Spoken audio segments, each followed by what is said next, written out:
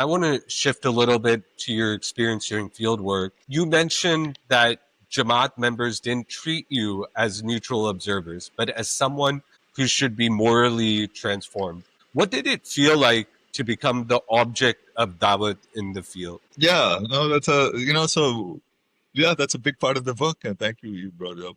It's a theme. I argue that this is in ethnography. I call it in the space of cultural intimacy, and one of the reasons I frame it that way is because I really do think like these divides between liberal, secular, and Islamic, they exist. We know they exist, secular, Mark. Yeah. There are all of these ways in which we're all related to each other, right? Our cousins are Tabligis, and I met Marxists who speak in the almost in an idiom that sounds like Tabligis, and then you find out कि भाई his brother is in the Tablighi Jamaat. So Pakistan is full of these kinds of possibilities of Yeah. interactions that cannot be boxed, I think, in the way that we box them. And so I argue that, this is anthropology in the space of cultural intimacy in the sense that these are transformative possibilities, right? There are transformative possibilities of somebody being secular and becoming part of a Tablighi movement, or somebody becoming a Tablighi and then leaving it and becoming something entirely different. And so because they're modernities, see, if they were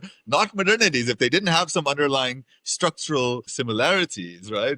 You couldn't just transform from one to the other, but people do. And that already is a good sign that actually what we're dealing with are more intimate space. Right? We're dealing with Yeah. intimate differences, right? I mean, Yeah. rather than really radical ruptures. And so I make an argument against radical alterity.